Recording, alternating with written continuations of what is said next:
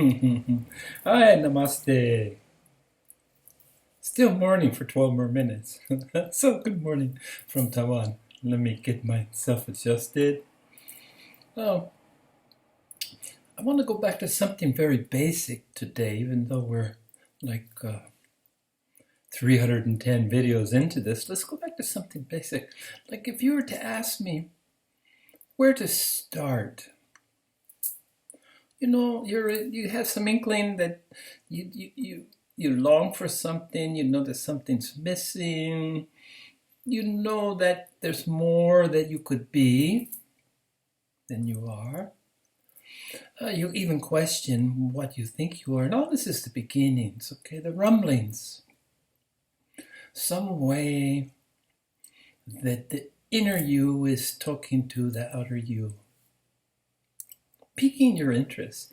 And one of the things I want to talk about today, and it seems quite even negative, is the power of no. Now, when an infant reaches the age of 2, what we call in America terrible twos, and I think every culture has its equivalent. And what makes a 2-year-old so terrible is their use. They learned no. They never knew no. They always went along. And it's interesting that no is part of their Declaration of Independence. The power of no. 2-year-old. The times I've been around them, asking everything, they say no, no, no. And it's apparently critical to self-development, but it's very empowering for these terrible twos. And that's why we call them, from our point of view, they're terrible, because I'm not being so cooperative. We're used to them just compliance. Blind compliance. Now, no. So this is the first time that I think the power of no becomes useful and inherent in our basic survival, I might say, but our basic growth from infant to toddler is the discovery of this great power of no. And what I want to suggest to you that are beginning your spiritual path is go back and celebrate and try to search your memories and try to imagine if you can't find it. All of us have different degrees. I can go back to being in a crib. But many of us have a line, before starting something significant, kindergarten, when they left home and they start to socialize and to play with others. All of us have our different levels of remembering. But I think if you reflect and spend time, that you'll be surprised. I even feel like I go back to the natal state when I was in my mom in that safe, warm, wet womb. Salt water, by the way, much like the ocean that we'll return to. Surprisingly, we begin in an ocean water or salt water environment. So I can go all the way back to these times, occasionally, if it serves me, if I'm bored. Whatever the motivation is doesn't matter. The consequence is what matters, and the consequence of reflection should, if it has any significance, it should contribute to your present and your continual growth.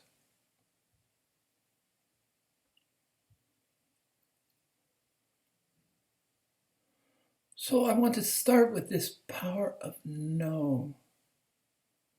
You begin to say no, just as you were verbalizing as a toddler, a terrible two. But your no was to the outside, to your parents, which were your whole world. for most of us. Some of us are lucky enough to have grandmothers and extended families, and unfortunately, my dad passed when I was 4, so most of my emotional support came from one source, just my mom. And that's just how it is. I don't long for anything else. I don't. The only time it haunted me a little bit was when I became a dad and realized how ill-equipped I am to be a dad because I had no role model. Wasn't a bad mother. I'm still not a bad mother. Because I had some guidance. I had some experience of what a mother means. But fatherhood, well, threw me for a loop. I just wasn't prepared. And I was an abject and utter failure, as my ex-wife would more than happily attest to, is that totally lacking in father. And father in the sense that mother provides sustenance and father provides the opportunity, the environment for the sustenance, to take care of the mom, to provide, put bread on the table, and to be the breadwinner. And honestly, I was never quite good at that. I would have been better off being the mother and leave the dad. And ironically, both my wives, my first wife and my second wife, are both able to fulfill the role of a father much better than I was, than I am. Interesting. So we're discovering the power of no, and I want you to discover it again. I want to use a stronger word, negation. You have to negate everything. Negation is like a more powerful than doubt. I doubt it means that there's some inkling that's within the realm of possibility still. But to negate means total and abject rejection. Not gonna happen. Couldn't happen. To negate. So you begin negating. I think probably the most damaging is our belief system. I think that's such that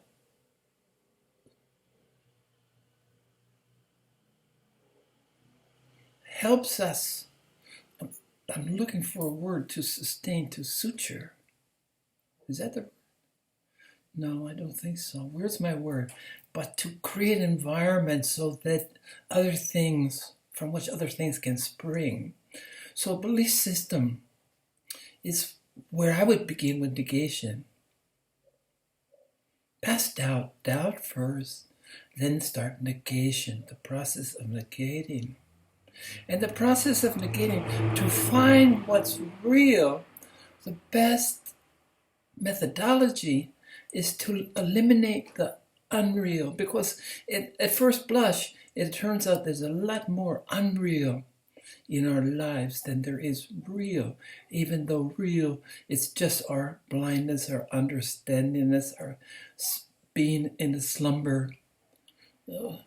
What's real is everything, and what's not real is nothing, no thing, nothing. So doubt, when you reach a state of doubt, that's the beginning. You should feel the inkling. Doubt is encouraged, sustained, supported by the longing for something else, the recognition of something's missing. So doubt needs to progress into negation. Negate, negate, negate. And beliefs are the place, because I started to say belief. See how intrinsic that is, how it sneaks up. Beliefs are the foundation from which the ego springs. Belief in any outside source. Now, as you hear, the only thing you don't want to negate is the inklings of an inner voice. Either your guardian spirits, your higher self, something will begin at this stage. And it's a thing that creates, that prompts us, that gives sustenance to doubting. You can't doubt something unless you know that there's at some level, know that there's something else. And then especially when you start negating the power of no. Say no to your beliefs, every single belief. And then you start with your outside sources. For most of us, it was teachers, colleagues, friends, lovers, parents, relatives, the society as a whole. Start negating everything that you've received. And you start to shake the foundations of the ego. So the ego it pretends to be firmly entrenched, but you need to start shaking the soil, which in its shallow, the roots turn out to be very, very shallow. That you need to start moving. You need to make so-called solid soil more fluid. Add some water. Add some liquid. Piss on it if you have to. But get it so that it doesn't, its grip, which is only pretend after all, it's illusory, it's Maya, it's only pretense. Its grip is pretense. Its whole existence is based on lies. Lies that are self-serving lies, self-serving for the ego, because it wants to sustain itself. Its tenuous grip, it wants to solidify. The more deeply you start identifying with this ego, the more work you have to do. And this is the power of no. And being able to say no. Now, within the 7 chakras in the body that I deal with a lot, the solar plexus, the willpower, and interestingly enough, willpower. This is where your no needs to come from. I was always a sympathetic, soft touch, hard to say. 2 things were really, really hard in my life. Number 1 is to, I gave credit where credit wasn't due. I had a hard time recognizing stupidity. I always gave them some ulterior motive, which I found out was lacking, because I thought it couldn't be so simple that they're just stupid. So recognizing stupidity, including my own, starting with my own, emphasizing my own, because I'm not an expert of anybody's stupidity other than myself. It's only a reflection, what I've learned from recognizing my stupidity, that I'm able to begin the process of recognizing it in the other. Okay, that was the first thing to overcome. And the second thing to overcome was the beauty and the ability to say no. When my sacral center longs for recognition, and the desire to be liked, you need to say no to being recognized. You need to say no to being liked. To think that if you say yes, that'll somehow make people like you. There's a difference between like and respect, and you'll learn that respect is a much more lasting and constructive and useful tool. It's better to be respected than to be liked. For everyone, for the other as well as yourself. So you start with the no, no, no, the power of no. If you don't want to do it, say you don't want to do it. This was pretty much a lifetime battle with me. is always wanting to be a people pleaser in the vain and false hopes, as it turns out, that people might like me. Hey, people like you or they don't like you, so what? If you're doing what you're meant to be doing, people will grow to respect you. Who cares if they like you? What does it even mean? Because people are so fickle. You know, they like you one day and they don't like you the next day, and they like you as long as you're useful, as long as you're cooperative, as long as you say yes. But once you start saying no, the ones that shouldn't be in your life start falling away like dead flies, which is the power of no. And when you get really good at no graduates into negation. So I suggest that you practice this power of no. Get rid of the desire to please. Get ready to behave in such a manner as that people respect you. Much more lasting, productive, useful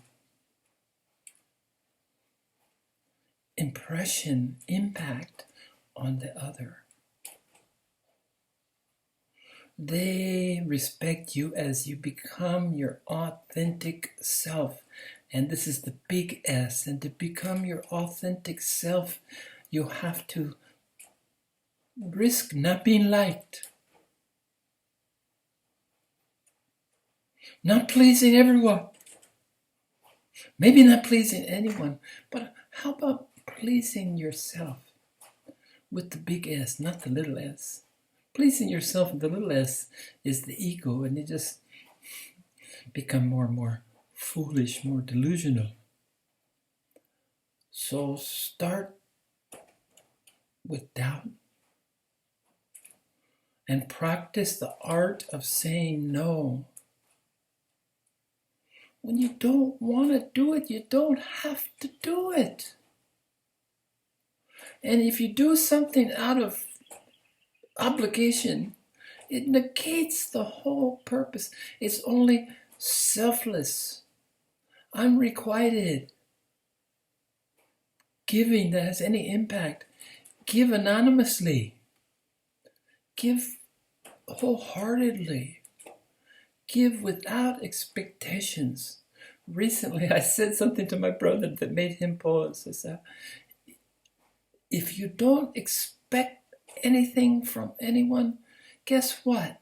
You'll never be disappointed. And he looked at me and said, something good came out of my brother's mouth. Most of it, for whatever reason, because I think it's a different worldview. He chooses not to hear much what I say. But I think it's kind of seeping in. Because at least he can anticipate, at least he knows what I'm going to say, because he can say it before I complete the sentence. And maybe that's because I've just said it so many times and he's just bored and doesn't want to hear it again. He's very quick to tell me, oh yeah, you told me. And most people are, but I make a suggestion, and maybe that's because of my proclivity to repeat myself. Give us a break. So what if you've heard the story? Nothing is such a downer as when you're reminded that you're endlessly repeating yourself. Give a gift. Another gift you can give is let people be wrong. What's it to you? What do you got to lose? Without saying just, oh, interesting. Instead of trying to prove yourself right. Much more powerful to let others be wrong. And this is the power of no. To let other people be wrong and to accept. To listen to Grandpa's story again and again and again. So what? Because when Grandpa's gone, you'll treasure those moments and wish and hope it's like useful endeavors in the human, you should also eliminate wish and hope. But this is harder. Hope, I hope, I hope. It's harder to say. I think probably the best thing instead of saying hope is silence. Because I haven't found another word to replace it other than silence. So now you're graduated from doubting everything from every source except within. Because as you doubt more and more around your environment, and your first response, I doubt it, even if you don't have to verbalize it, because people think you're a know-it-all and, they don't want to hear it most of the time. But internally, I doubt it, should be your first response to anything that comes from the outside. And once you start making room, once you start not listening to the outside, you give more opportunity to hear the importance of what's coming from inside. Now, and if it's truly from inside, there's no doubts anymore. There's no no's. Negation ceased to exist. So this no, the power of no, and the doubt and the power of no, and graduating into total negation, which negation means it utterly impossible, cannot be, which is the next degree up, the next step up from doubt. So here you begin. Start to stand up for yourself, because trust me, nobody else will. Start to rely on yourself solely, because that's what we're put here to do. We get to accompany somebody else. We get to spend time with beings, and whether it's fleeting or lasting, who's to know? It's not within your purview. It's not within your will or your won't.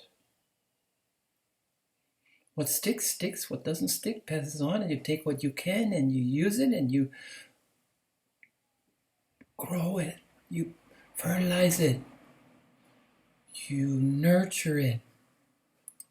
You give it attention. What you've learned from a lesson, there you go.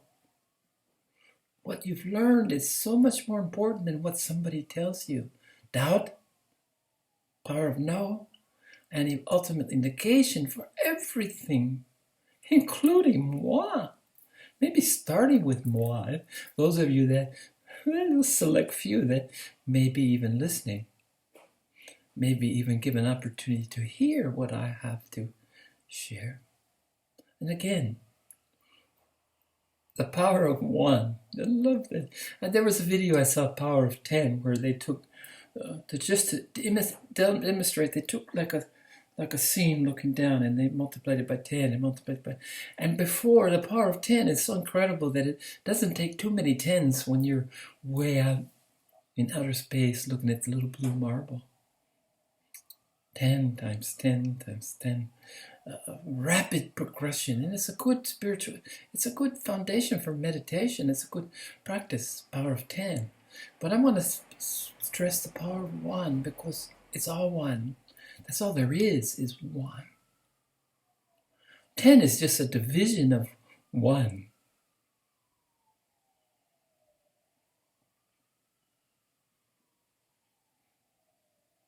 We look at his multiplication, 10 times 10.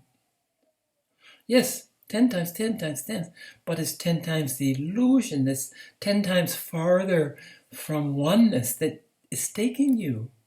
But nevertheless, it's a good, if you want to get to the cosmos, the power of 10 will take you. And it's really done well visually, and they take you somewhere and they bring you back all within 10 seconds or something like that, to appreciate the power. Now, I appreciate powers of number, and 3 and 33 and even 333 are so powerful. Whenever I look at the clock, it's always 33 after something.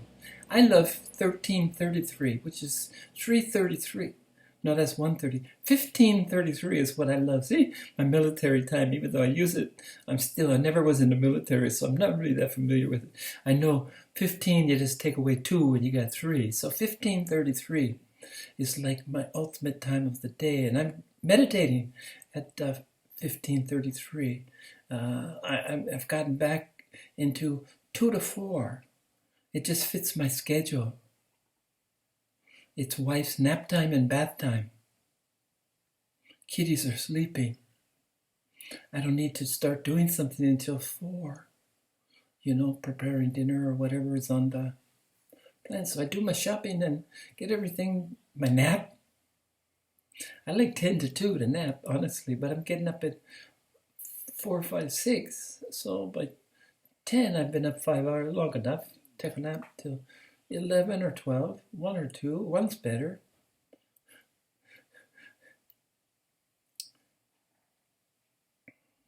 So here's the beginning.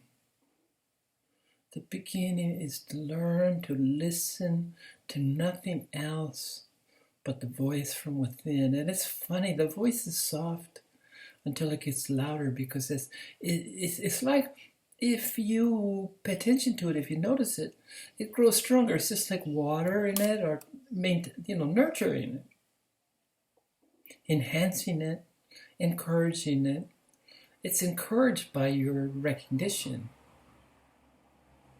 Because if there's one thing that self is, and the inner self is this, it's patient. It's not on the time. Your time will come. And it'll be there when you're ready. So I'm talking to people that are having an inkling. Otherwise, they'd be watching people play video games, which baffles me. Millions of followers watch people play video games. I can sort of understand playing a game, although I've never been a game player. It fortunately never resonated with me, and I'm definitely the wrong generation for online games. But to watch someone else play it just boggles my mind. But how you want to spend your time is your time, after all. If nothing else belongs to you, it's your time. Time in the linear sense. But once we start seeing space-time continuum, this linear time is an artificial construct, and it's no longer have any use or power over us. Space-time equals energy, and energy is all there is. So celebrate no. Learn to say no. Learn to internalize with your internal dialogue. I doubt it. I doubt it. Actively reject any belief that's the worst. Belief is based on nothing but lies or misperceptions, no matter how well intended, from an outside source. You need to scrutinize, you need to evaluate, you need to eliminate, you need to sort, file, and store. You need to learn how to access. You need to make a system so that they can access the wisdom that you've garnered from the process of taking information and making information into knowledge, and then further refining it to wisdom. And then you need to store the wisdom, and you need to access the wisdom. But don't sweat it too much, because trust me when I tell you, you'll need, as I say, I'll know when I need to know it. Until otherwise, so what? I used to fixate on things. I still fixate on physical things. I'm missing a black sock, a little athletic black sock. That bothers me. I'm missing one of my malas that I put somewhere. It's always me. There's no one else to blame. But, I do kind of fixate on the minutiae of missing things, and that's part of my sense of order, my overly developed sense of order. I like to know where everything is at all times. What a cross to bear, I know. Maybe I'll lighten up, but you know, a sense of order. It makes me be neat. It makes me get in the habit of putting things like I got a place in the back. You see where I got a place to hang the mallets so they can find them. I got a place to keep my car keys. I got a place to keep my earbuds. I got a place to keep my bracelets. I got a place to keep my batteries, my glasses. Uh, I developed a place, and that's a sense of order, only so that I don't have to worry about when I go to some place to get my keys, for instance.